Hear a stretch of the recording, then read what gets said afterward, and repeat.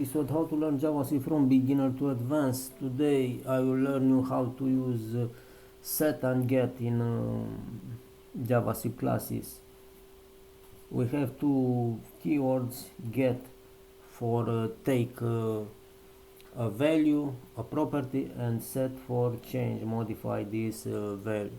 Okay, let's take it gradually and let's learn. We create a class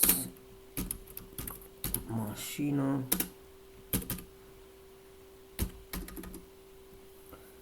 A class have constructor, function, and methods. I write here constructor with one parameter marker, brand now in English.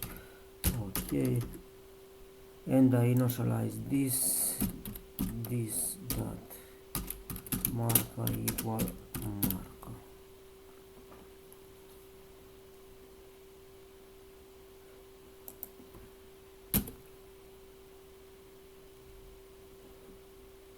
Now I write here a method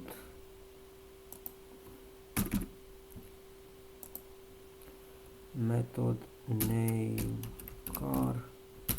When you write a method in a class, you don't need to put function before, just name car, colon statements, and inside what I want to return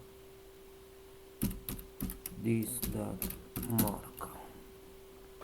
I want to return the current value of marker. Now here I create an object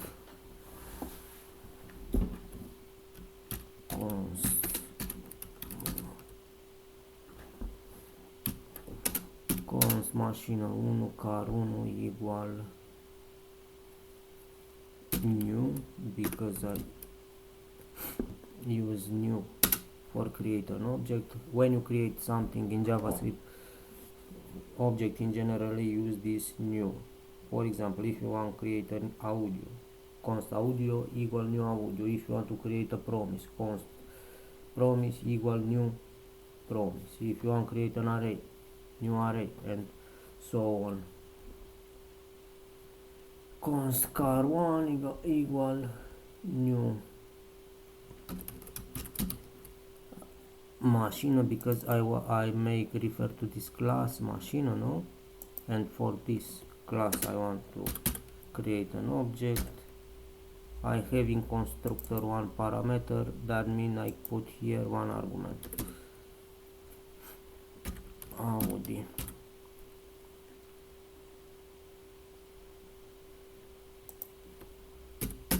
And now I display the name, the brand of car, console that log object, in my case machine1.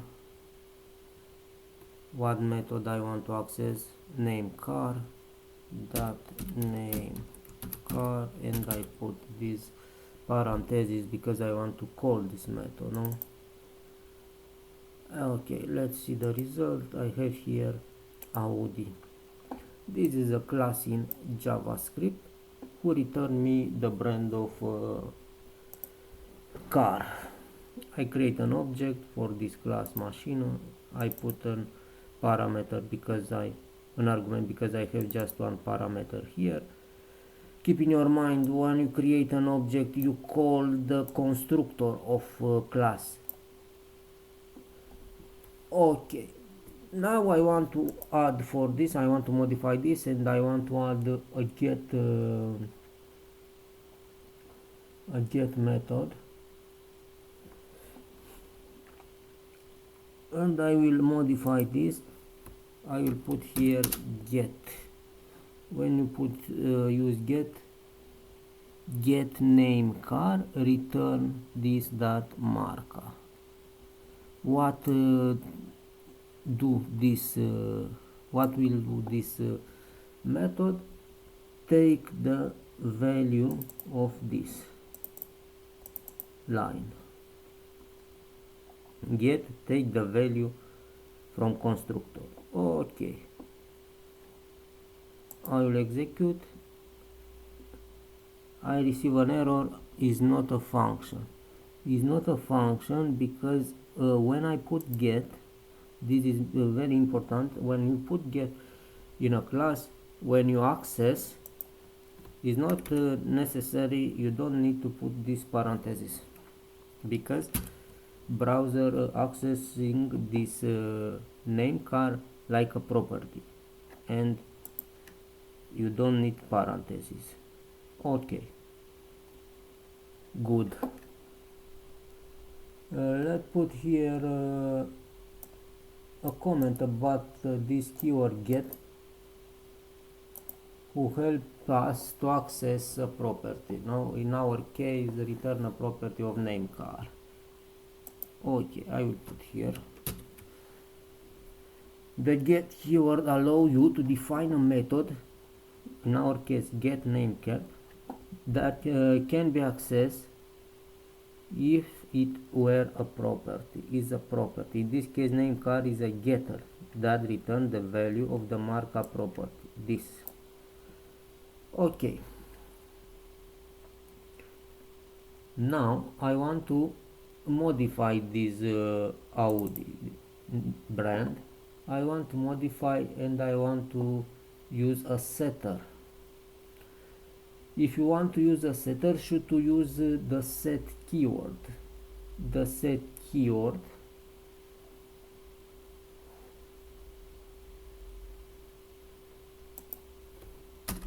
get and set. Do you know you will use them inside of class, no? And setter for name car, because I want to modify the name car method.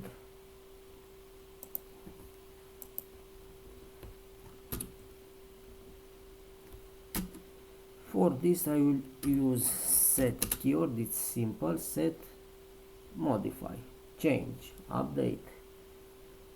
What do you want to update? Name car method. Okay, name car.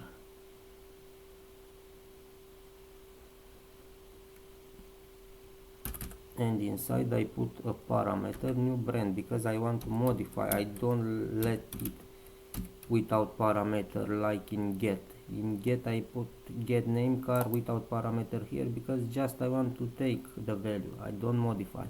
Here is necessary because I want to modify with new brand, and I put a parameter. Okay, and inside I will put a function, a condition.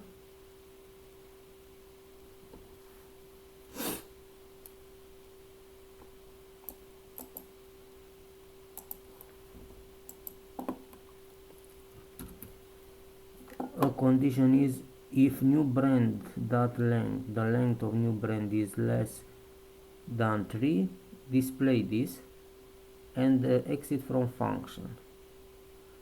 After this, update markup property with new brand. Okay, let me to put a new brand.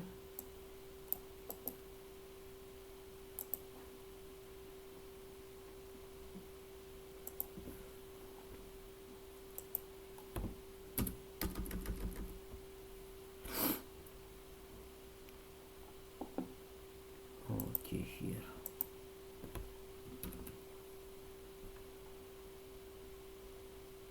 New brand BMW. Doesn't work, doesn't problem. Maybe my if.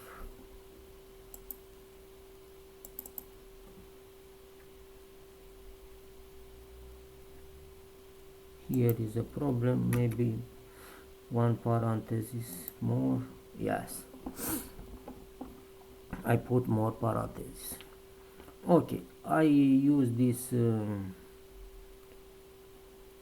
set, and I modify. Now instead of Audi I have BMW, because I modify this marker with new brand. Okay, let me now to put another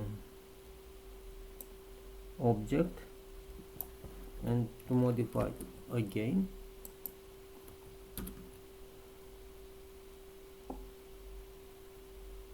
With BMW,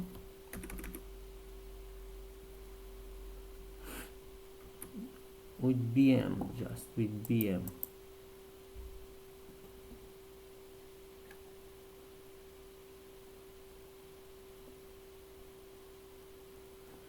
Cannot access before initialization.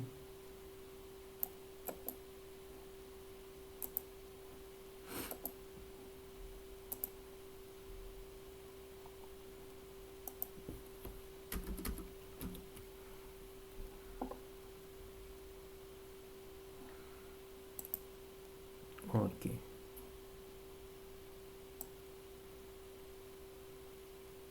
Because I create here const and I put above it assignment that I want to modify this constant. No, machine 1 constant is not okay if I put here. Okay, my car have now my object have just 2 letters, but in condition of here where I write it set, I put a condition if new brand length is less than 3. In my case is less, is true. That means will be executed this code on if and it's true.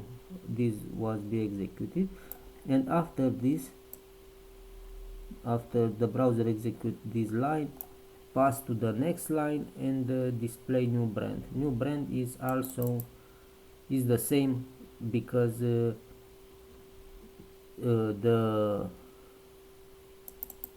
this string doesn't pass the if condition.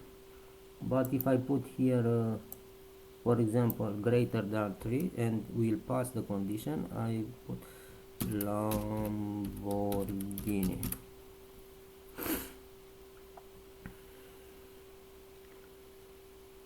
This brand have more 3 characters and will pass, and new brand will be Lamborghini from this time. Okay, let me to make a briefly summary of this set and get in JavaScript. Classes get is to take, to retrieve, to access a value from a constructor, this value, and set is to modify the value, this value according of a validation of an in function. Now you put a condition. Okay, that was all for today. Don't forget to practice in each day, and before to finish this tutorial, just I want to refresh your acknowledgements about class.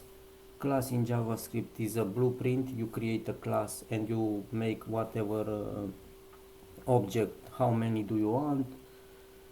A class have a constructor and methods. Constructor, inside of constructor you should initialize the variables. When you call and when you create object, you just call the constructors.